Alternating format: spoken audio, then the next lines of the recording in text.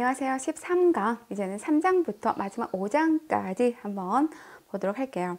자, 먼저 이제 우리가 코칭부터 한번 살펴보도록 할 텐데요. 자, 이제 코칭 있고, 그리고 티칭. 여러분들 티칭 많이 들어봤죠? 티칭. 자, 티칭과 코칭을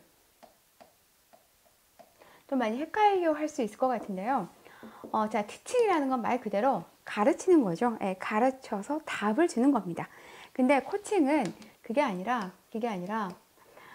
P코치가 코치의 질문을 통해서 P코치 스스로, 교육자, 예, P코치 스스로 답을 찾는 거예요. 예, 본인 스스로 답을 찾는 거다라고 보시면 돼요. 그래서 코칭에 있어서 이런 질문이 매우도 중요하다. 이런 질문 스킬이 매우 중요하다라고 볼 수 있는데, 자, 그러면 우리가 코칭에 있어서 자주 사용하는 5가지 스킬에 대해서 한번 살펴보도록 할게요. 자, 그래서 가장 먼저 나오는 게 바로 이 질문 스킬이죠. 네, 질문 스킬입니다. 그래서 우리가 직원의 또는 P코치의 그런 잠재력을 끌어올리기 위해서는 어떻게 질문하느냐가 매우 중요합니다. 그래서 특정 질문은 확대 질문으로, 그리고 과거 질문은 미래 질문으로 합니다. 왜냐하면 코칭은 과거지향적이 아니라 미래지향적이기 때문에 바로 질문도 어때요? 미래 질문으로 한다는 거. 그리고 부정 질문이 아니라 무슨 질문으로요? 긍정 질문으로 합니다. 그래서 이거는 주로 이게 사례형이라던가 또는 뭐 OX형 있죠? OX형 또는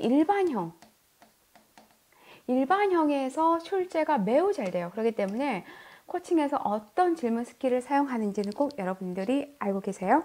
그다음에 경청 스킬이 필요합니다. 그래서 우리가 공감적 경청을 통해서 어때요? 상대 마음을 좀 열게 하는 게 필요하죠. 그다음에 직관 스킬입니다. 직관 스킬이라는 거는 어때요? 상대를 보는 그대로, 있는 그대로 바라보는 거죠. 뭐라 그럴까? 판단하거나 예측하지 않고, 리드하지 않고, 그냥 상대를 있는 그대로 바라봐주는 게 바로 이 직관 스킬이다.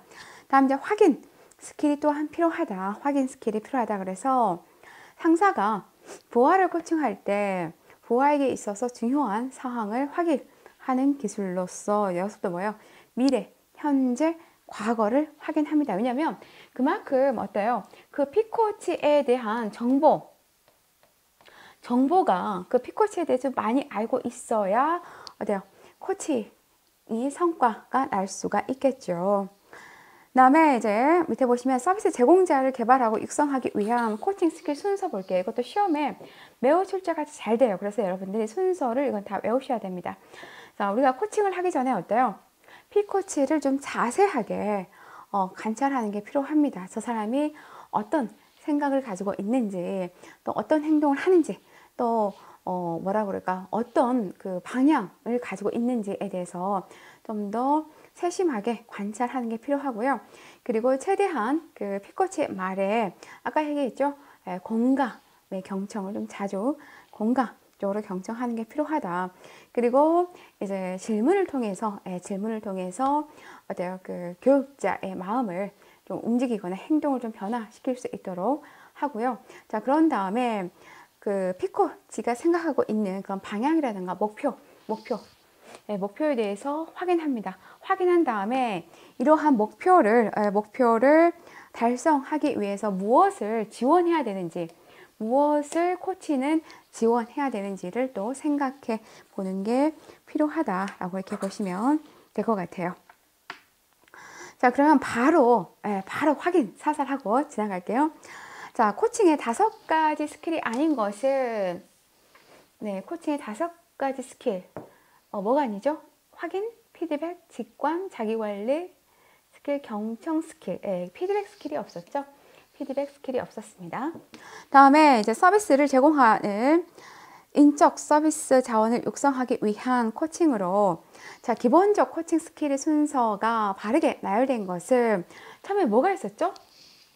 관찰이 있었죠? 관찰하고 경청한다고 그랬죠? 그래서 질문을 통해서 그 스스로가 좀 답을 한번 찾아보길 바라고, 그리고 만약에 답을 P코치가 방향성이라든가 목표를 세웠다면 그 문제를 해결해 주기 위해서 코치는 여러 가지 자원들을 좀 제공할 필요가 있다.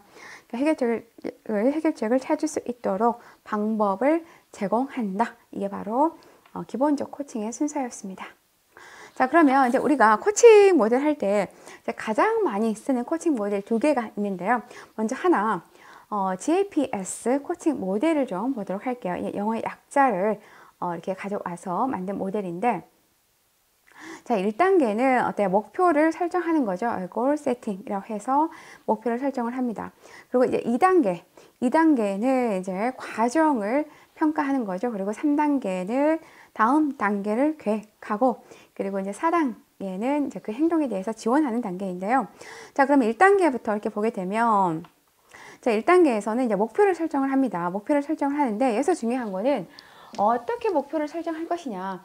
보통은 이 스마트 목표 설정을 많이 쓴다라는 거죠. 이 부분이 이제 시험에서 출제가 되는 부분인데, 자, 우리가 목표를 설정을 할 때에는 구체적으로 설정을 합니다. 그리고 실질적인 문제를 다루고 있는가, 그리고 이제 측정 가능한가, 그 목표가 측정 6개월마다 또는 1년마다 이렇게 측정이 수치적으로 가능한가, 그리고 내가 정말 가능한 목표인가, 가능한 목표인가. 자, 이게 내 현실입니다. 자, 목표를 여기에 세웠어요. 그럼 목표와 이 현실 간에 뭐가 있겠죠? 갭이 있겠죠. 갭이 있습니다. 근데 내가 다다르고자 하는 이 목표가 내 현실에 비해서 달성 가능하냐, 달성 가능한 목표이냐, 그리고 정말 이게 현실적이냐라는 거죠. 그리고 정해진 시간 내에 달성 가능하냐, 내가 1년으로 잡았다면 이 1년 내에 그게 가능하느냐라는 거를 이렇게 제시하면 되고요. 다음 이제 질문하기는, 자, 우리가 목표를 설정을 할 때 질문을 합니다. 자, 질문을 하는데, 자, 우리가 아까 얘기했죠. 질문을 할 때는 어떻게 한다고? 이 질문 기법이 시험에 매우 출제가 잘 된다고 했죠. 그래서 그러한 직원의 잠재 가능성을 이제 끌어들이기 위해서 이 코치는 질문 방법을 좀 적절하게 아주 효과적으로 잘 사용을 해야 됩니다. 그래서 특정한 질문은 확대 질문으로 하고요. 그 다음에 과거 질문은 미래 질문으로 한다. 그리고 부정 질문이 아니라 어떤 질문으로 한다고요? 긍정 질문으로 합니다. 그리고 폐쇄형이 아니라 개방형으로 질문을 해야 된다. 사례형으로도 몇 번 이렇게 출제가 되었어요. 다음 이제 경청을 합니다. 자, 경청을 하는 거는 내용의 중요성을 그만큼 어때요? 인지하고 있다라는 거를 우리가 보여주기 위해서 경청을 한다라고 보시면 돼요. 자, 이렇게 목표를 설정을 했다면 이제 2단계에서는 그 현재 진행 과정을 이제 평가를 하는 겁니다. 평가하는 단계이다라고 보시면 되는데, 쉽게 해서 내가 이루고자 하는 그런 그 목표 과정이 있겠죠. 과정에 대해서 한번 평가해보고, 그리고 내가 좀 부족한 점이 있다면 거기에 대해서 좀 반성도 해보고, 그리고 그러면 내가 목표를 달성하기 위해서 그럼 현재 이 부족한 점을 어떻게 개선을 시킬 것인가, 그 개선점에 대해서도 한번 찾아보고 하는 과정이다 라고 이렇게 보시면 될 것 같아요. 그 다음에 3단계에서는 그런 다음에는 이제 어때요? 다음 단계를 다시 계획을 합니다. 그래서 그러면 내가 이 목표가 너무 높았어. 그럼 이걸 다시 수정해야 되나? 근데 내가 목표를 이루기 위해서 어떤 자원이 있어야 되지? 하는 거에 대해서 이제 논의하는 단계인 거죠. 그래서 이때는 말 그대로 대안 전략을, 만약에 내가 목표로 가는 거에 대해서 발전되지 않았다면 그 원인과 왜 그랬는지, 그리고 그거를 목표를 더 달성하기 위해서 다른 대안을 이 방법으로 좀 힘들 것 같아. 내가 해보니까 이 방법으로는 힘든데 다른 대안들을 좀 몇 가지 다른 방법들을 좀 몇 가지 찾아보자 라고 해서 대안을 찾아내기 위해서 뭘 한다고요? 브레인스토밍을 한다라는 거죠. 아까 브레인스토밍은 질보단 양, 즉 많은 의견을 제시를 해서 한번 최적의 내가 목표를 달성할 수 있는 그 최적의 대안을 찾아내 보는 거죠. 자, 마지막으로 이제 이렇게 목표에 대해서 정해졌다면 그 행동 변화를 지원하기 위해서 어때요? 적극적으로 지원하는 그게 필요하다. 그래서 이 4단계에서는 그러면 어느 정도 지원할 건지, 무엇을 지원할 건지에 대해서 지원 수준과 방향을 결정한다라고 보시는 게 필요합니다. 그래서 이제 우리가 변화 행동을 지원한다라는 거는 그만큼 구성원의 재능이라던가 또 기술 역량 이런 것들을 향상시키기 위해서 어때요? 즉 더 높은 성과를 낼 수 있도록 도와주는 단계를 의미를 하고요. 그리고 코치는 배우는 환경을 잘 조성해주고 또 필요한 지식을 또한 잘 가르쳐 주는 것도 이렇게 지원하는 행동이다 라고 보시면 될 것 같습니다. 자, 이렇게 4단계 살펴보았고요. 자, 다음은 이제 그로우 코칭 모델에 대해서 한번 보도록 할게요. 자, 여기서는 여러분들 순서, 특히 영어 있죠, 영어. 예. 영어로 이 순서를 파악하는 게 매우 중요합니다. 순서가 시험에 매우 출제가 잘 되었어요. 순서 기억하시고, 또 두 번째는 뭐냐면 각각의 질문 있죠. 각각 단계에서 어떤 질문을 사용을 했는지 제가 이렇게 파란색으로 체크해 둔 부분이 시험에서 자주 언급된 부분이에요. 자, 그럼 이제 그로우 코칭 모델 보면, 자, 먼저 1단계는 목표를 설정하는 거죠. 자, 우리가 목표를 설정을 할 때는 장기와 그리고 단기적 목표까지 함께 설정을 합니다. 자, 그러면 이제 이 목표를 설정하기 위해서는 이제 1단계에서 적절한 질문법은 무엇이냐 이거죠. 이 목표가 너에게 의미가 있어? 의미가 있냐? 그러면 이 목표를 성취했을 때에 한번 너의 모습을 한번 설명을 해봐. 너의 모습을 한번 그려봐. 동기부여시키는 거죠. 자, 그러면 너가 그 목표를 성취하면 팀 하루 일과에 어떤 변화가 생기기를 바래. 자, 이런 식으로 해서 질문을 한다라는 거죠. 질문을 설정하기 위한 질문법. 목표를 설정하기 위한 질문법. 이런 예시가 있다. 또는 예를 들면 이제 고객 상담 시에 고객과 상담 스킬을 향상하고 싶다면, 자, 완벽한 상태를 100이라고 할 때 몇 점 정도가 되길 바래. 이렇게 목표를 설정하는 거죠. 그다음 2단계에서는 이제 현실 점검을 합니다. 네, 항상 우리가 그 목표가 있다면 현실이라는 게 있잖아요. 그렇죠? 현실. 그러니까 우리가 항상 중요한 거는 이 목표를 이루기 위해서는 또 중요한 게 이 현실의 문제점과 현황을 파악하는 게 중요합니다. 현재 상황, 내 현재 위치, 내가 또 현재 어떤 문제점을 겪고 있는지, 자, 이런 것들을 스스로 좀 객관적으로 파악하는 게 필요하죠. 객관적으로 파악하는 게 필요합니다. 그래서 이 2단계에서는 이제 우리가 사용해 볼 수 있는 질문법으로는 이거죠. 너의 위치에 대해서 어떻게 생각해? 지금 너의 위치에 대해서 어떻게 생각해? 그리고 지금 현재 상황에 대해서 또는 너의 위치에 대해서 미흡한 점은 뭐야? 그리고 부족한 점이 있다면 어떤 점을 개선하고 싶어? 이제 이런 것들인 거죠. 만약에 이걸 이제 고객 상담 스킬과 대입해 보면, 고객과 대화 스킬을 향상하고 싶다면 어떤 상황을 예로 들어볼 수 있을까? 이런 것들이라고 보시면 되겠죠. 그다음 이제 3단계는 이제 옵션, 대안을 탐구하는 단계입니다. 그래서 이제 아까도 얘기했지만 이제 우리가 목표를 여기까지 가야 되잖아요. 그렇죠? 예. 자, 여기까지 가야 되는 다양한 방법이 있겠죠. 그 다양한 방법들을 뭐를 통해서? 브레인스토밍을 통해서 한번 어때요? 모색해 보는 거죠. 대안을 모색해 보는 거. 그래서 가장 최적의 대안을 뽑아서 그 대안대로 실행하면 그나마 어때? 목표에 다다를 수 있는 확률이 더 큰 거죠. 그래서 이때 이제 사용하는 질문은 실행 가능한 해결책은 무엇이고 그 중에서 가장 무엇이 중요하다고 생각해? 그러면 너가 그 해결책을 시행하기 위해서 우리가 어떤 지원을 해주면 되는 거야? 그럼 구체적인 그 목표를 달성하기 위한 그런 구체적인 실행 계획은 뭐야? 이런 부분에 대해서 질문을 던지는 거죠.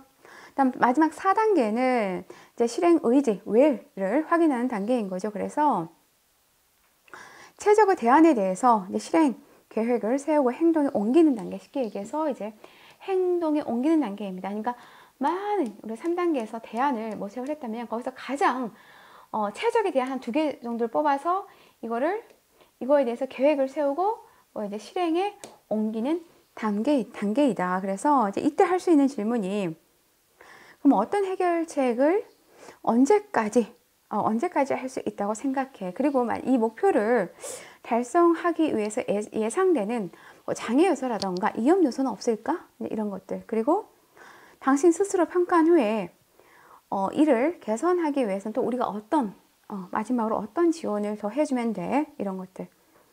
근데 이건 또 예시 보면 이런 거죠. 그렇다면 아침마다 동료들과 시행하겠다고 하신 경청 연습을 언제 시작해서 언제 실행하실 계획입니까? 언제 시작해서 언제 실행하실 계획입니까? 이게 제가 예로 했던 내용들 있죠? 예시. 이게 이제 시험에서 실제가 되었던 내용이에요. 그래서 제가 예로 해서 이렇게 다시 여기다 교수에다가 수록해 보았습니다. 자, 이렇게 해서 그로우 코칭 모델 4단계 영어로 그 순서 꼭 기억을 해두시고, 그리고 그 각 단계에서의 질문법도 여러분들 꼭 기억을 해두세요. 자, 이제는 멘토링 보도록 할게요. 멘토링. 자, 그러면 멘토링의 개념부터 한번 살펴보면, 먼저 자, 멘토가 있죠. 멘토가 있고 많이 들어봤을 거예요. 멘티.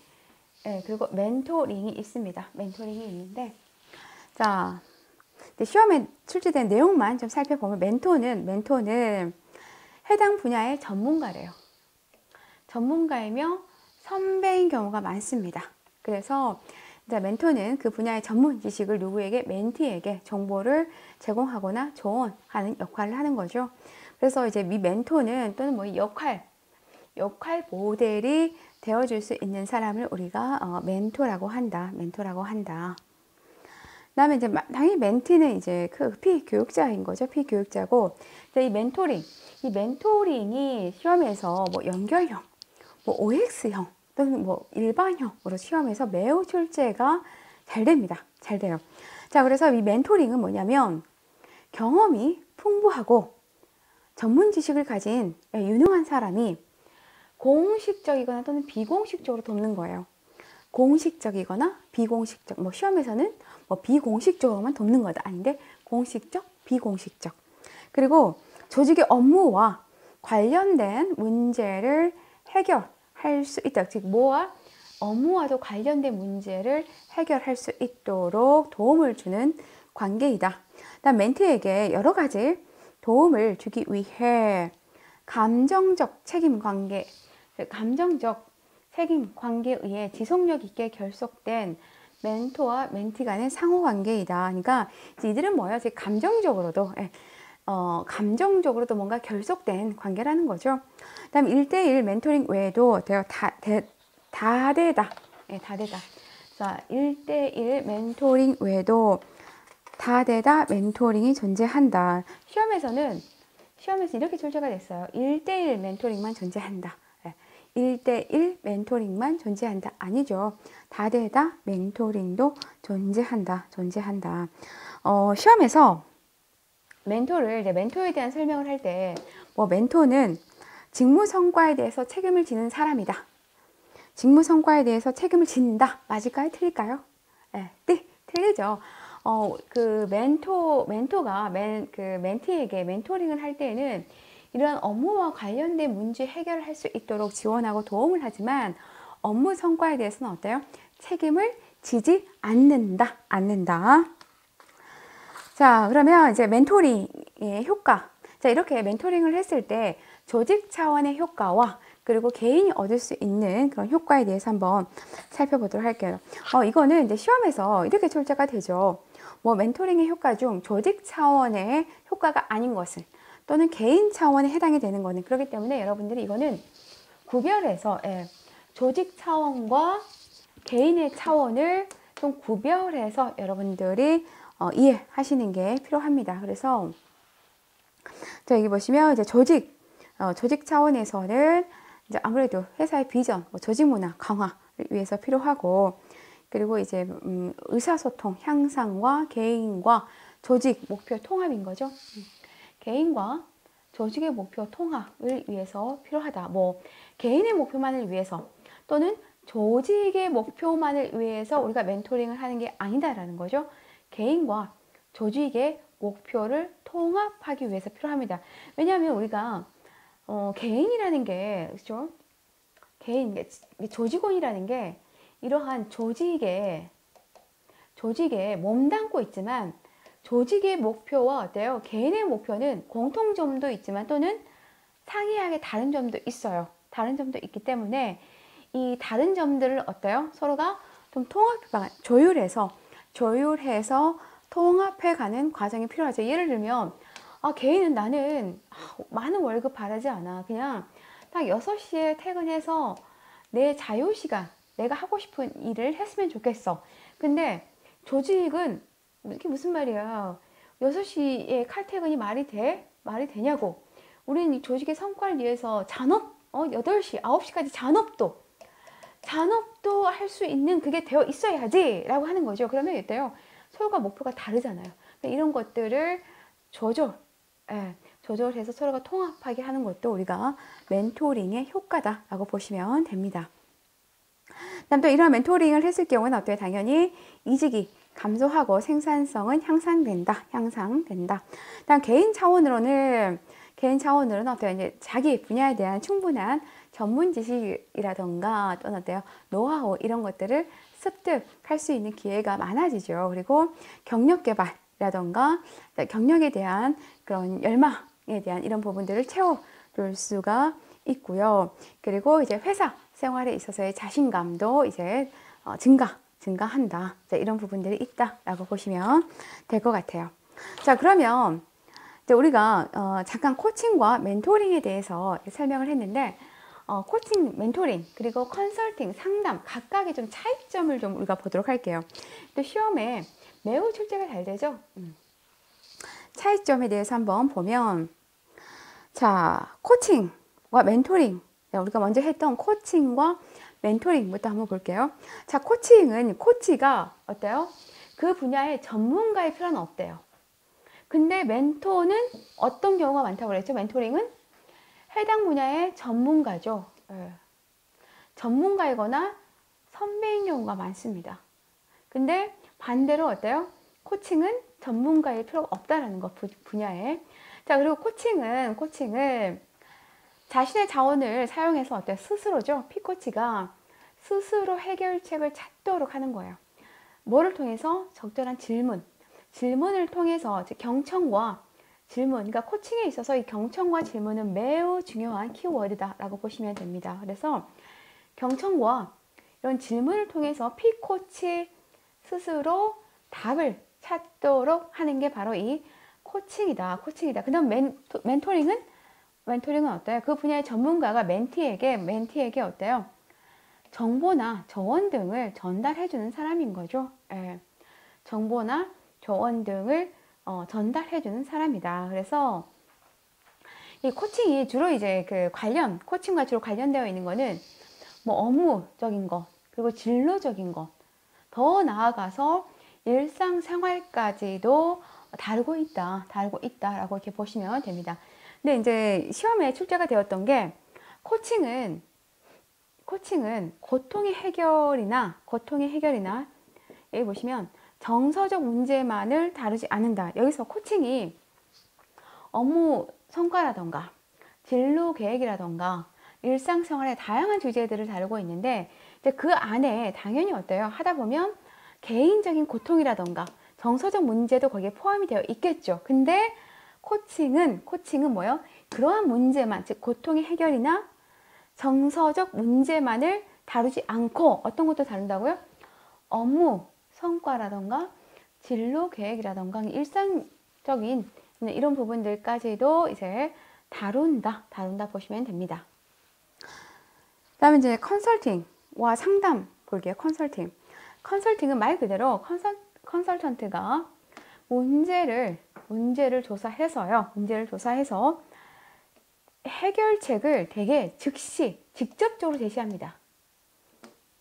해결책을 직접적으로 제시하는 게 바로 컨설팅이에요. 그래서 우리가 보통 컨설팅 받는다 그러죠. 그래서 컨설팅이라는 거는 이 컨설턴트가, 그러니까 그 분야의 컨설턴트 전문가겠죠.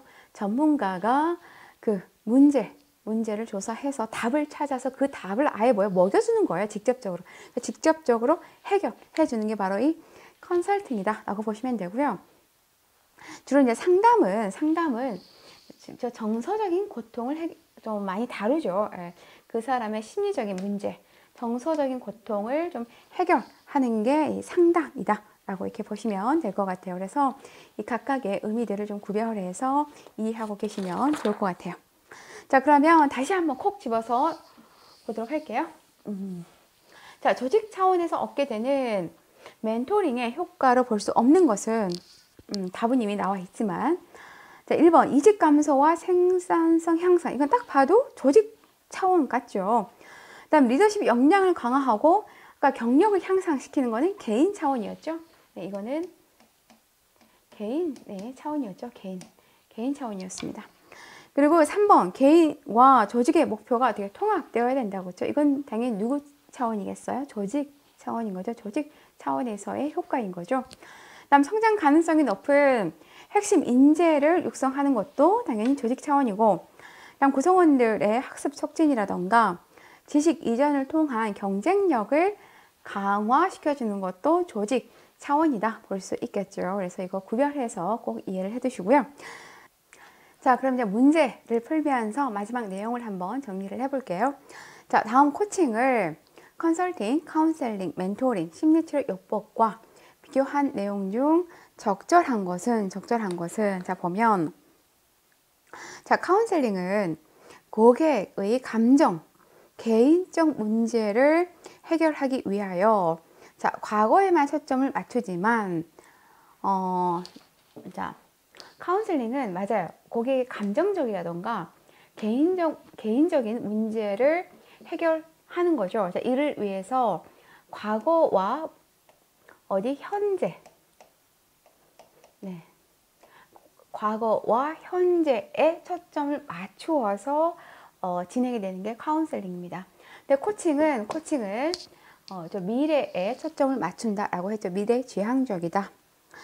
그다음에 심리치료 요법은 자격증을 가진 전문가가 고객 감정에 초점을 맞추어 치료하고, 그죠? 심리치료는 고객 감정에 초점을 맞춘다고 그랬죠. 맞추어 치료하고, 자, 코칭은 비전문가가 감정적 문제를 치료한다. 근데 주로 이제 코칭을, 물론 이제 비전문가가 될 수 있어요. 꼭 전문가만 하는 건 아니기 때문에. 근데 이제 감정적 문제를 치료하는 게 아니라 주로 코칭은 현재적인 사실 같은 거 있죠. 예. 현재적인 사실 또는 뭐라 그럴까? 행동. 그러니까 현재적인 사실과 행동을 좀 변화시키는 데에 좀 초점이 맞춰져 있다라고 보시면 됩니다. 그리고 또 이 코칭은 좀 정신적으로 좀 건강한 사람을 대상으로 하죠. 그다음 3번 일반적으로 멘토링 관계는 비공식적인 장기적 관계를 가지지만 코칭 관계는 코치와 피코치가 단기적인 관계를 가지는 경우가 많다. 네. 멘토링 같은 경우에는요, 멘토링은 공식적인 관계는 아니에요. 그러니까 뭐, 나 멘토 할게, 우리 계약하자. 이런 관계가 아니라, 그러니까 비공식적인 관계인 거죠. 그러니까 선후배 간의 그런, 비공식적인 관계에서 주로 어때요?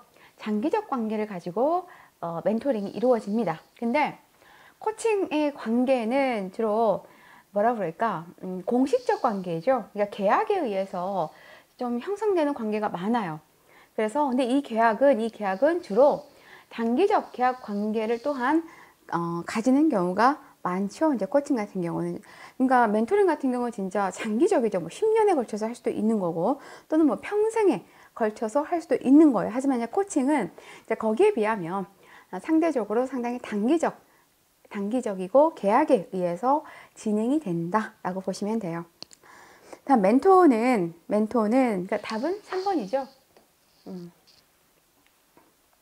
다음 멘토는 일반적으로 나이가 많은 사람이 나이가 적은 사람을 또는 경험이 많은 사람이 경험이 적은 사람을 조언해 준다. 그렇죠. 멘토는 주로 이제 나이가 많거나, 나이가 많다라는 거는 경험이죠. 경험이라던가 경력이 많은 사람이 나이가 적은, 즉 경험이 적거나 경력이 적은 사람을, 또는 여기 있네, 경험이 많은 사람 또는 경험이 적은 사람을 조언해 주며 코칭도 이와 비슷한 관계를 유지한다. 예, 코칭은 조금은 이 멘토링과는 다르게요. 약간 수평적이에요. 수평적 관계입니다. 그러니까 뭔가 좀 멘토링은 약간을 보면 상하 관계가 될 수 있어요. 그러니까 나이가 많고 경력이 있고 경험이 풍부하고 전문 지식을 좀 많이 가진 사람. 그러니까 나와는 좀 더 상하 관계일 수 있는데, 코칭은 아까 얘기했죠. 비전문가도 할 수 있다고 그랬죠. 굳이 전문가일 필요가 없어요. 비전문가도 할 수 있기 때문에 주로 이제 코칭은 뭐라 그럴까, 대등한 관계, 대등한 관계에서도 또는 수평적 관계에서 이렇게 이루어진다라고 이렇게 보시면 됩니다. 그래서 주로 코칭은 좀 1대1로 많이 이루어지죠. 그러니까 멘토링 같은 경우는 1대1도 되고 다대다도 돼요. 다대다로 이루어지지만 주로 이제 코칭 같은 경우에는 주로 1대1로 좀 이루어집니다. 그래서 수평적 관계, 좀 대등한 관계에서 이루어진다라고 보시면 돼요. 다음 컨설팅은 특정 분야에 정통한 전문가가 목적 달성을 위해 필요한 방법론 또 혹은 접근 방법을 제공하는 역할을 하고, 맞아요. 컨설팅은 그 분야의 전문가죠. 컨설팅도. 그 분야의 전문가입니다. 그래서 그 분야의 전문가가 목적 달성을 위해서 그런 그 가장 효과적인 방법을 직접적으로 제시해 줌으로써 성과를 올리도록 하는 사람이 바로 이 컨설팅 하는 사람들인 거죠. 코칭도 전문적 지식에 의존하여 문제를 해결하기 위한 답을 제시한다. 아까 얘기했죠. 코칭은 굳이 전문가의 필요는 없다고 그랬죠. 비전문가도 가능해요. 그렇기 때문에 굳이 전문적 지식에 의존하진 않습니다. 그리고 문제 해결을 위한 답을 제시한다고 그랬네? 아니죠. 질문을 통해서 P코치가 스스로 답을 찾도록 유도하는 게 필요하다라고 했죠. 자, 이렇게 해서 우리가 각각의 내용을 좀 구별해서 풀어보았습니다. 이거를 제가 다 하려고 했는데 너무 좀 내용이 많아가지고 여기서 끊고 다음 장에서 또 이어서 하도록 할게요. 네, 수고 많으셨습니다.